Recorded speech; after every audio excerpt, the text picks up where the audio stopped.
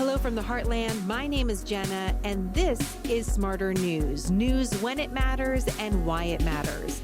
Our Smarter series features unique people who help us think and live smarter.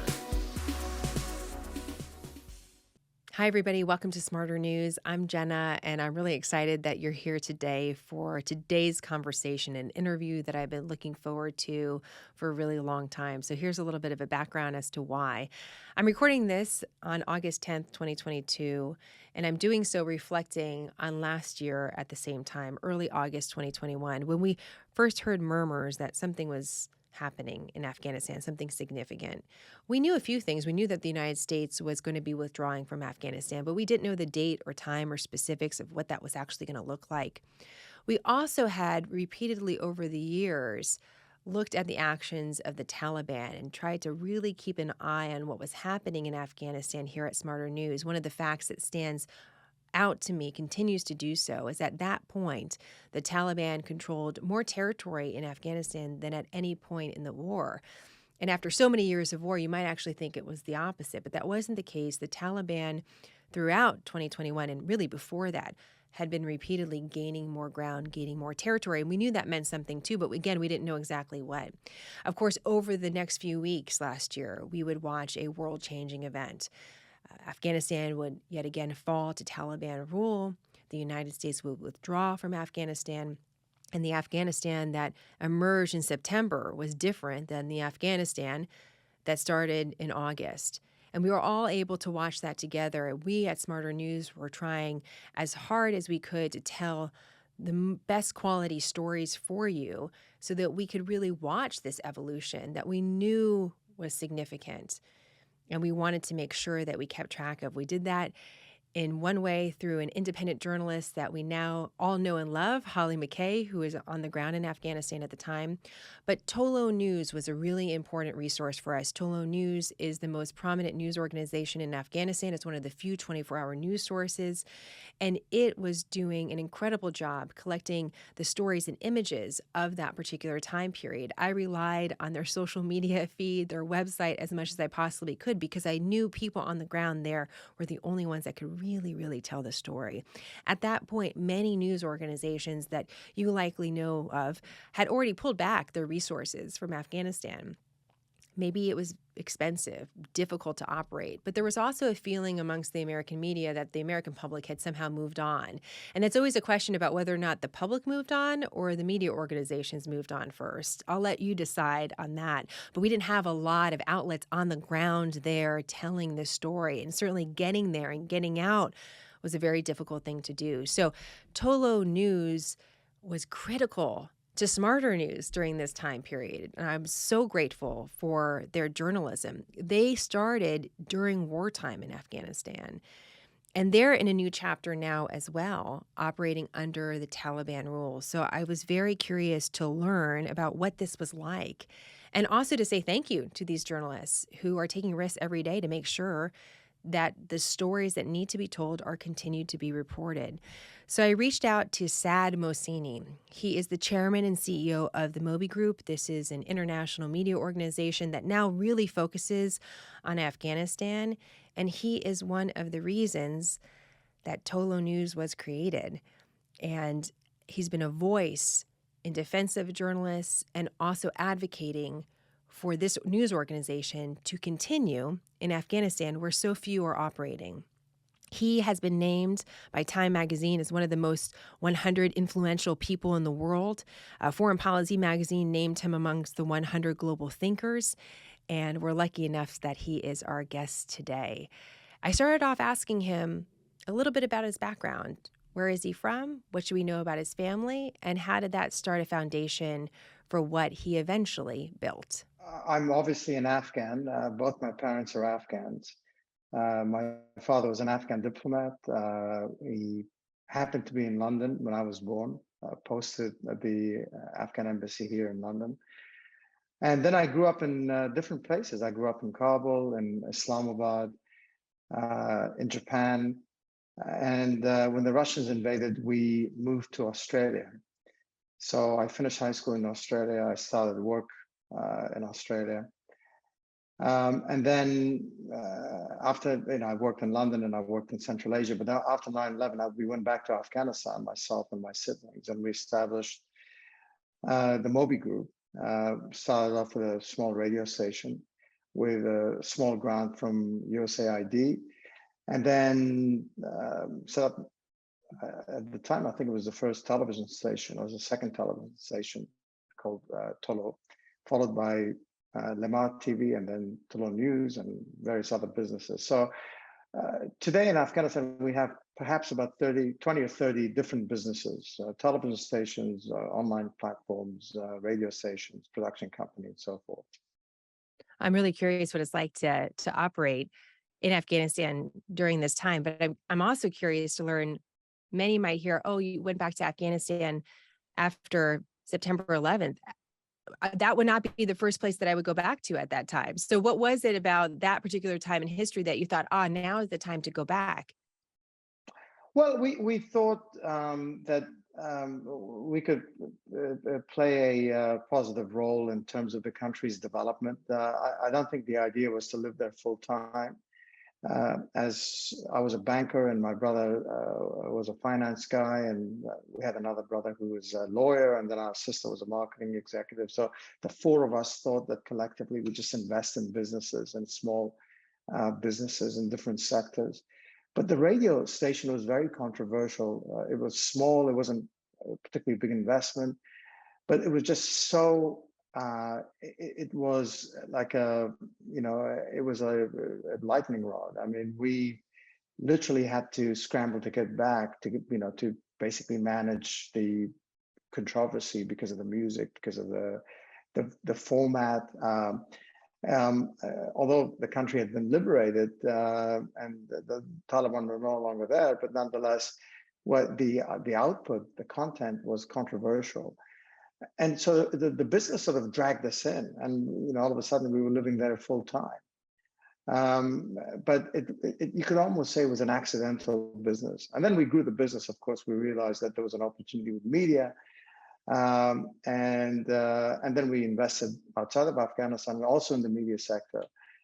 But Afghanistan is an important part of our lives. It's an important part of what we do. And for us, we've persisted in Afghanistan despite the fall of Afghanistan to the Taliban. And it's been a difficult environment. But our priority is to report for as long as we can. And there are no guarantees we can continue, but for as long as we can from inside the country. Do you feel called to do this because of your family's background? Yeah, I mean, listen, I view myself as an international, a world citizen. I grew up in Australia. I love Australia, but Afghanistan is like you could perhaps say, a member of the family that sort of needs our help more than any other country we've been involved in. I mean, it sounds a bit.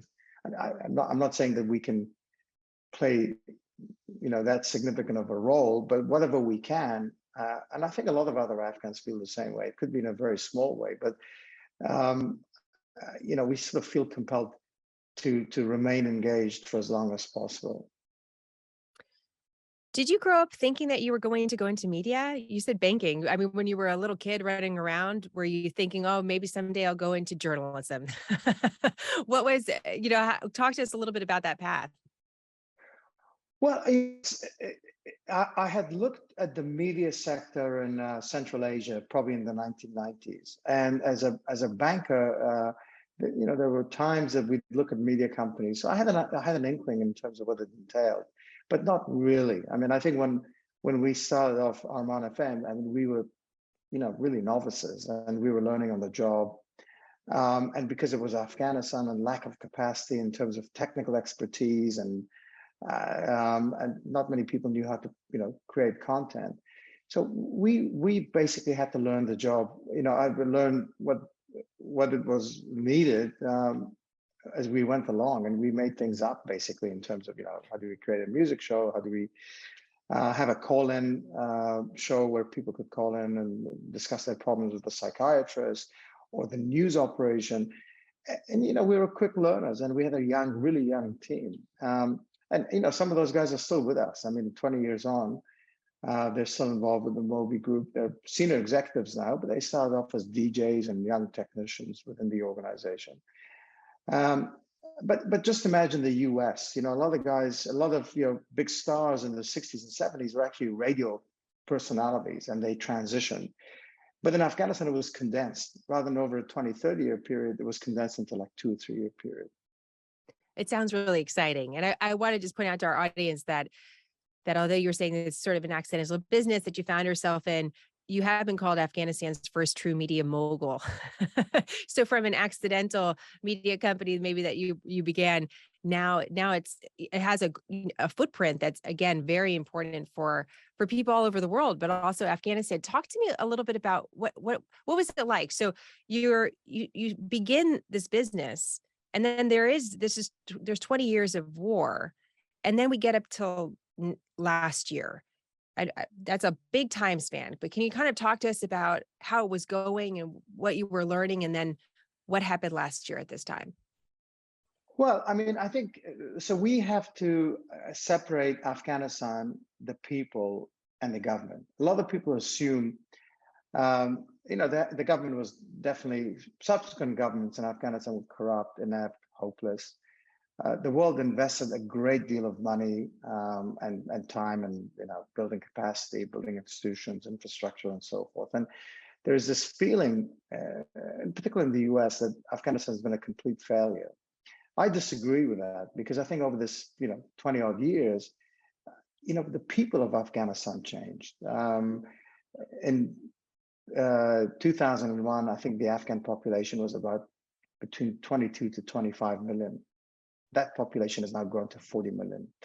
The country today is the youngest country outside of sub-Saharan Africa, median age of 18. And with a population growth rate of 3% per annum, it'll have close to 100 million people by like 2060 or 2070.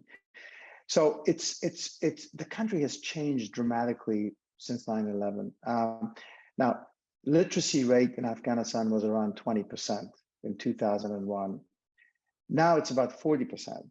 But what's more striking is the younger population, like the under sort of 30s, the literacy rate's like 75%. And Afghanistan's become vastly urbanized. So it's really been the international engagement in the country has been transformative for the country.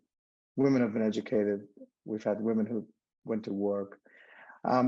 People, became a lot more aspirational. People understood what it was to be a young person, outside of Afghanistan, and therefore they harbored ambitions that were not very traditional in the Afghan sense, but things that you would understand. A young girl wanted to become a doctor, or a young man wanted to become an engineer, or and for that reason, it's so important to continue to say that this transformed nation should not be abandoned. And one of the reasons why we're still in the country is effectively we're a bridge between August of 2021 and whenever. Because I don't think even the Taliban can actually keep a lid on, this new Afghanistan. The genie's out of the bottle. And for that reason, I think that we should always focus on not necessarily the government, whether it's the previous government or the current government. We have to focus on the people of Afghanistan. So how are you working as a bridge now? What does that mean to you? Well, I mean, we're inside the country, and certainly, especially with the entertainment programs, we've had to make compromises. There's no pop music. There's, soap operas are off. So we have no option but to sort of ring fence the Afghan business on the entertainment side. We have like lots of game shows. We have sporting programs. We still have to entertain people, but we have severe restrictions because the Taliban, do not want to see musicians perform. They don't want to see, they actually don't want to see women full stop. But so the compromise is that they have to cover parts of their faces. They wear a face mask. Why? Why? Can you talk to it? Because we know that to be true, but why is that? Why do they not want that? It's their view of women. It's their interpretation of Sharia. Afghanistan is sort of, what North Korea was to communism, the Taliban are for an Islamic state. They have the most conservative interpretation of Sharia, and I would dare say 95% of Islamic clerics and experts disagree with them, especially on the face covering and women's education, for example. But nonetheless, they're stubbornly clinging on to what they believe is the right interpretation. And we, to a large extent, on those sorts of programs, we have to compromise. On the issue, on the news side, what I can say is that anything that's newsworthy is on our news. Now, we have to report on it in ways that obviously sort of ensures that our people are kept safe and so forth, but all the major news stories are covered, whether it's about oppression of women, women's education, whether it's about extrajudicial killings, whether it's about the treatment of minorities, whether it's about fighting around the country, human rights abuses. Every one of these stories gets coverage. And we have do you get pushback for that? Does someone call the station or show up at the station if they didn't like your news coverage? How would it work with the Taliban? Well, we've had people arrested. We've had people held up overnight. There's been violence against our employees. Even 2-3 days ago, one of our guys was beaten up in a hospital. But there is this strange dance in that the way we manage that relationship. It's not easy, but I think we're making an effort. And I think that even on the Taliban side, some of them are making an effort, that there's this dialogue and ongoing communications. But because in a bizarre way, and we're surprised that people like us are still tolerated. But it's we have no safety nets. When a journalist leaves his home to go to work and to report on what's going on in the country, there are no safety nets. The Taliban, although they have the emirate government in place, you have individual commanders, you have individual ministers. A guy in the west of Kabul may not be communicating with a commander in the other part of the city. They can take it upon themselves to arrest someone, to lock someone up, until you get to someone Syria. The guy could be in a cell like for 2 weeks. So, it's a totally different environment. And pre-August of 2021, the international community had a big presence. So their presence gave reporters a great deal of comfort, because the government obviously is so reliant on the international community, was unwilling to alienate, organizations that protected journalists and Amnesty International, human rights organizations, anyone who defended civil society organizations and individuals working for them. But today, there are no safety nets. And so it is a very, very different environment. And I think those people on the ground, I would dare say, are perhaps the bravest, the most courageous people in the country.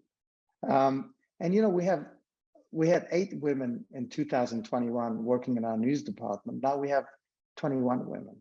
So we've actually gone the other way. We've employed more women. Although the environment's more restrictive, a lot of them feel it's very important for them to continue their work. And it's 21 women out of how many employees?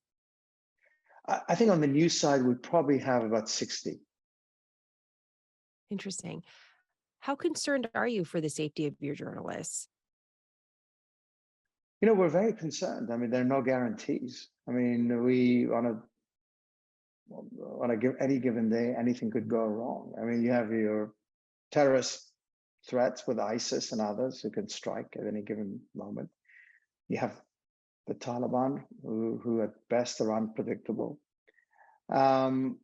So we don't know, and there are no laws to really protect the media sector. I mean, I think the Taliban are making certain efforts to create this commission that would monitor complaints from the media and vice versa, and from others against the media.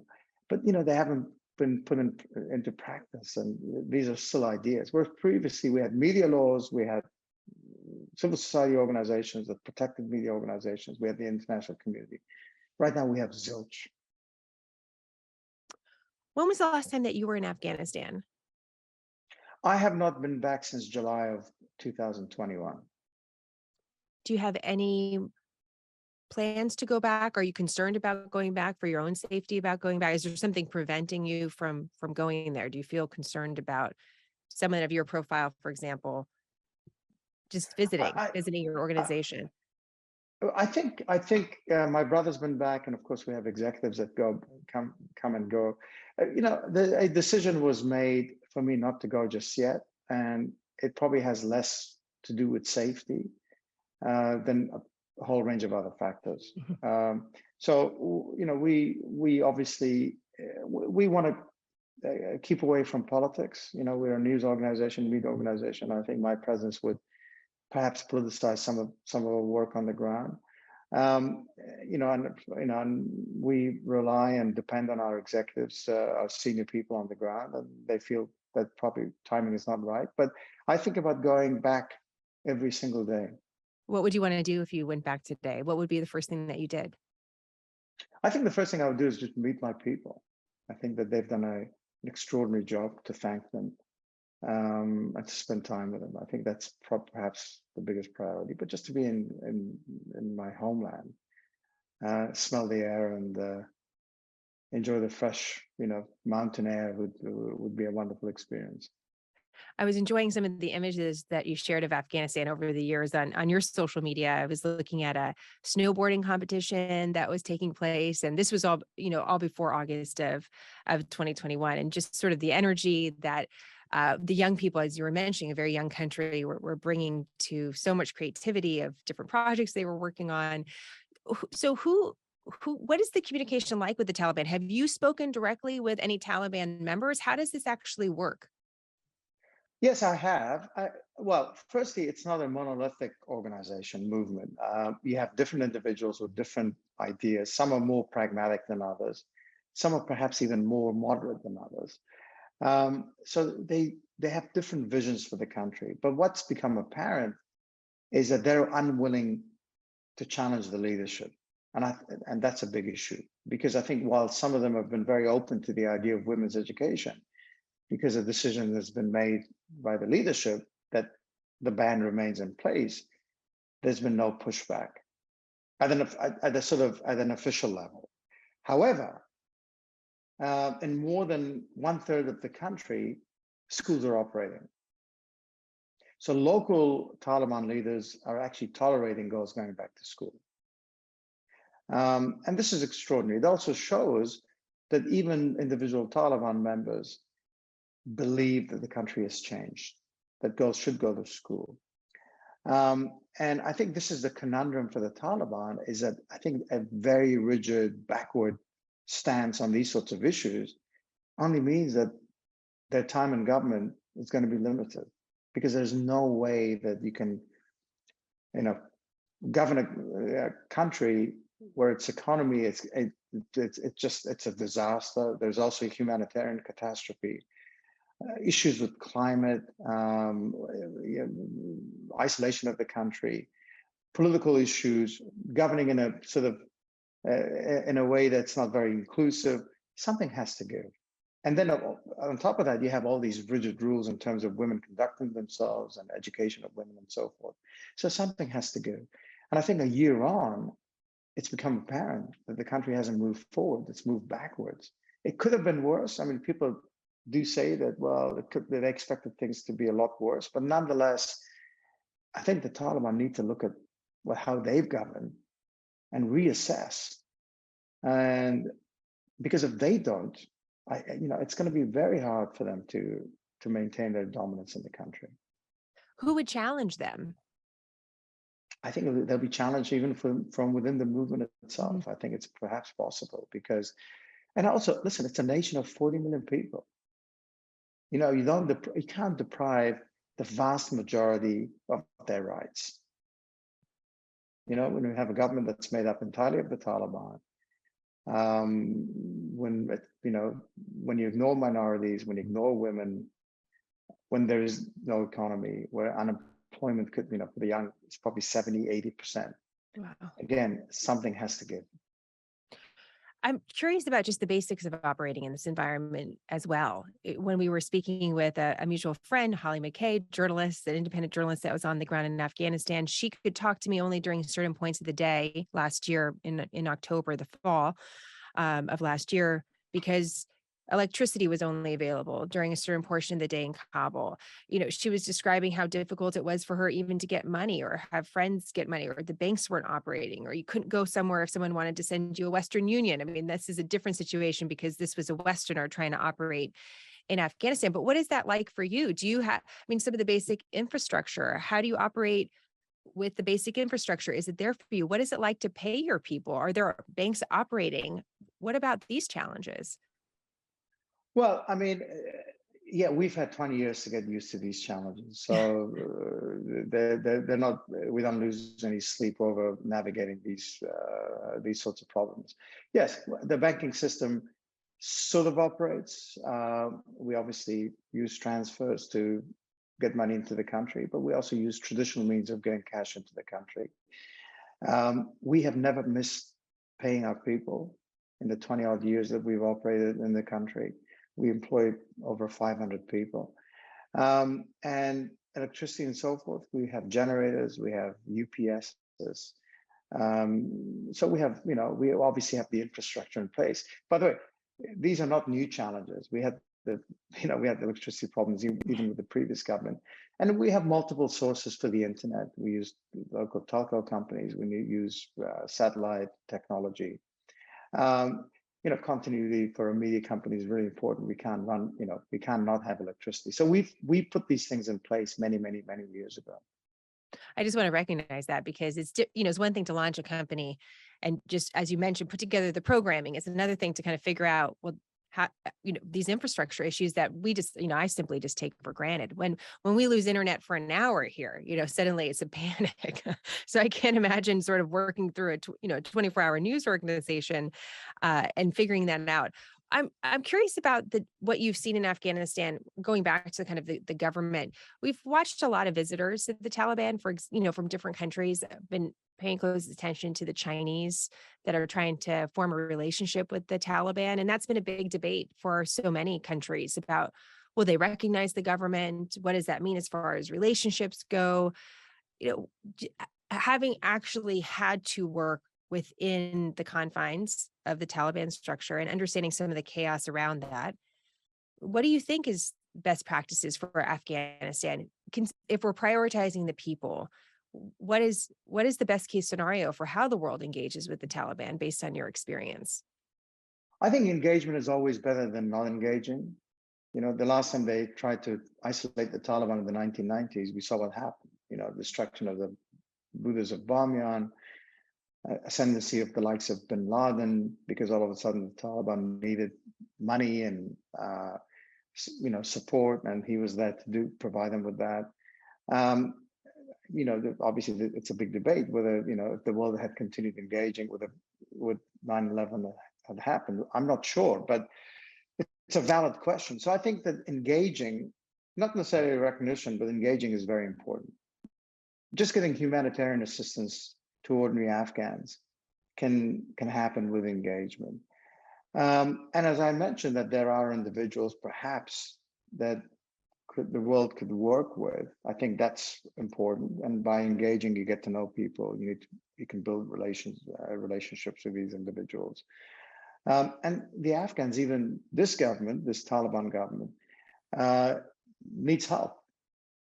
Needs help in terms of distribution of aid, needs help in terms of rebuilding some of the infrastructure, needs help perhaps when the day comes when women go back to school in terms of building capacity for the education sector.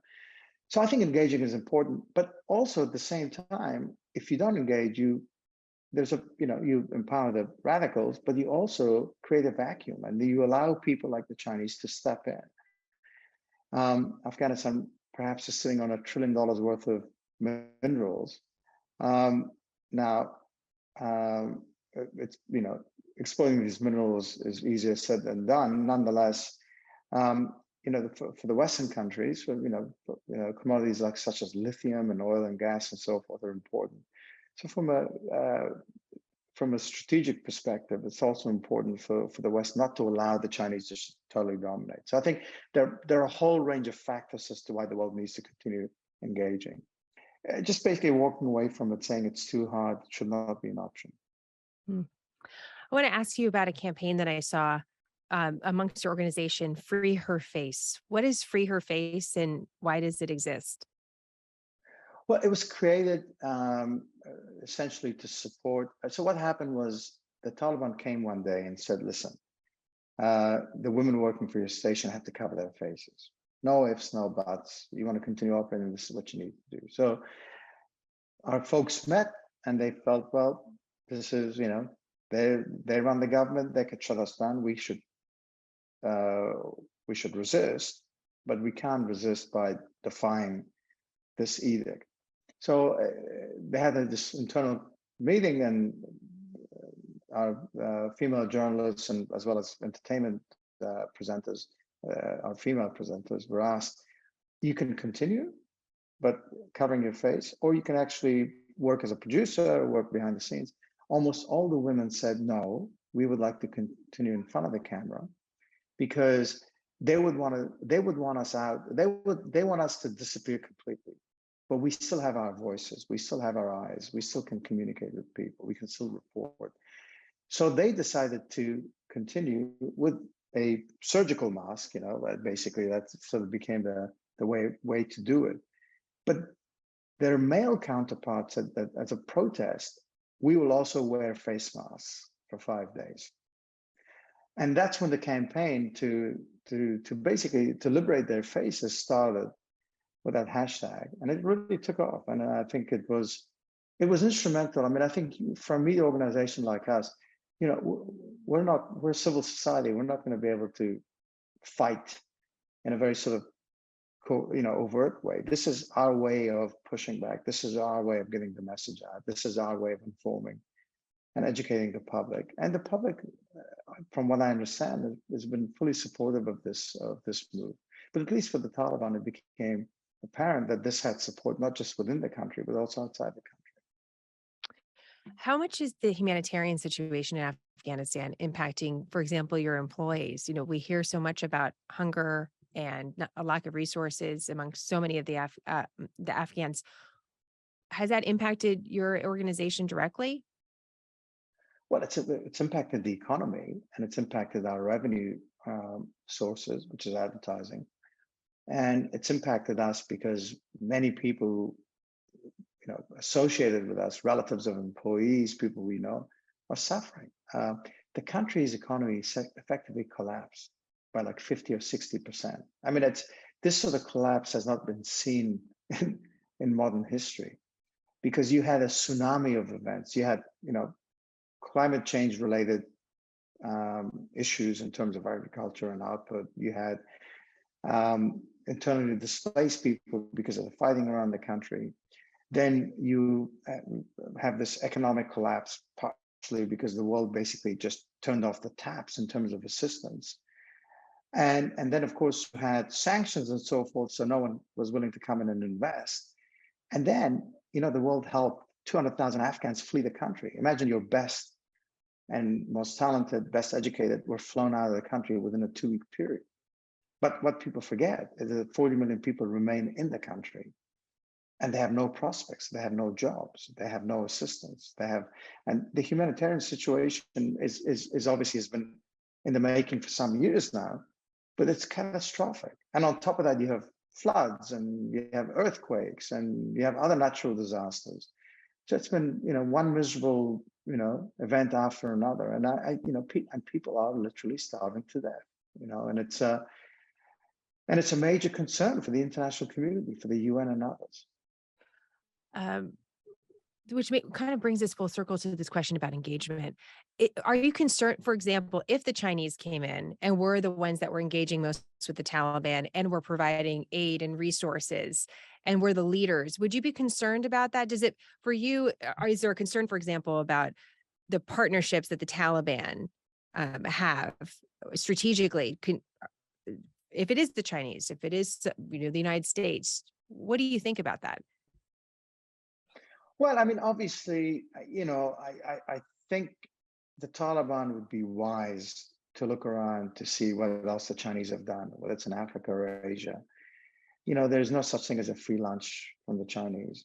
Um, and I think some of them certainly realize this. Eh, for the Taliban and any other future Afghan government, they have to be smart about this, and their engagement should be fairly wide. But I think if they're pushed into a corner, they may see this as having no other option. But I don't think the Chinese will assist on the humanitarian side. I think their priority may be infrastructure and the mining sector, securing the rights for minerals. I can't see the Chinese. The Chinese are not really the most generous people when it comes to humanitarian assistance. Last I checked, their commitment had not exceeded like $100 million over a 12-month period, where the Americans have spent hundreds of millions. And much of the international community's assistance is actually US government money. So despite everything, the Americans are still probably perhaps the biggest contributors to humanitarian assistance in the country. Are you concerned at all about Afghanistan becoming a safe haven again for terrorist organizations that could threaten a place like the United States? Do you think that's something that we should be concerned about? Absolutely, absolutely. I mean, of course, Ayman al-Zawahiri was killed in Kabul, a week or 10 days ago, and the argument from some Taliban members may be that while some members of these organizations are in Afghanistan, we're keeping an eye on these individuals, and we're limiting what they can do, and they may have pressure from their constituencies not to give these guys up, which I suppose they're also beholden to their various constituencies. Nonetheless, I think absolutely. I mean, listen, there are tens of billions of dollars worth of weapons in the country. There's a lot of expertise in terms of insurgency and terrorism, from bomb makers to training fighters. You have one of the most difficult terrains on the planet. I mean, anyone can hide in Afghanistan, and it's a country the size of Texas, very mountainous, very difficult terrain. So, and of course, you have drugs and weapons trade, and kidnappings, and ways that that terrorist organizations can sustain themselves. So I think there's always a threat, and I think that's why I think engaging is important, because to keep an eye on these sorts of things, you can't just rely on drones. I think people to people relationships are important, even with the Taliban. With all the challenges, why stay? For people like us, we're damned if we stay and we're damned if we leave. And I think that there are risks, staying. How do you not, I mean, how do you avoid becoming an instrument of the current Taliban government? How do you push back without getting shut down or your people getting hurt? But by leaving, I mean, what happens to the 40 million Afghans when they have to get their news, when they have to get some of their entertainment? And it's really difficult. It may be possible, but it may be really difficult to do sort of an over-the-horizon operation from outside the country. We have like 40-odd correspondents from across the country. It's not just about stuff that you see on social media. There's a lot of other stories. There are positive stories, there are negative stories. Stories about women, stories about widows working, stories about everyday stories about business. And I think, to really fully inform the Afghan public, it's important to be on the ground. And I think for us, we will try our best to stay for as long as possible. Just as we finish up here, what is your biggest concern as you look forward to the next year? And what gives you the most hope? Well, as Afghans, we're pretty hopeful. I think I'm hopeful because as I mentioned before, it's a nation transformed, and I think maybe in 5 years, we'll look back and say, hey, what if we won in Afghanistan? The presence of the international community, the money that went into the country was so transformative that from the ashes today, we'll see something really interesting rise. That gives me hope. The people give me hope.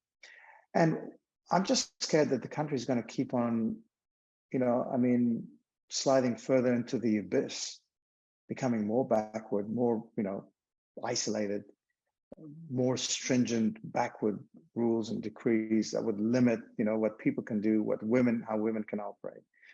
These are the concerns. And of course, the usual everyday concerns about the safety of our people. Lots of things to keep you up at night. I'm sure. I'm sure. Well, just a small omission, and something I think is important is that when we look at, foreign policy analysts that are often quoted, put on big television shows, lead thinkers about the world in the United States and our place in it, journalists like myself, I always think it's important to remind people that a lot of the people with the loudest voices on Afghanistan haven't spent any time there. and it's a really important thing to think about it, how much primary sources matter. I really try to, at a certain point in my career, I just was named a national news anchor, and I was anxious to be in the field. And I really tried hard to get to Afghanistan, and I was shut down every time. And it's bothered me. It'll bother me forever. So I'm going to put a little, if you can't say it out loud, then it'll never happen. My hope is maybe our next interview might be a couple of years from now. We'll see. Hopefully not. Hopefully we'll talk sooner than that. But that our next real long interview can be in person in Afghanistan someday. That would be exciting. And I would really look forward to that. And I would look forward to that opportunity. But I appreciate the opportunity to speak with you today, Mr. Thank Mohseni. you. And thank you so much for the time and what you're Thank doing you. with TOLO News. Thank you very much. Thank you. Quick, concise, nonpartisan, smarter news, a refuge from the storm. I'm Jenna. Thank you for choosing smarter.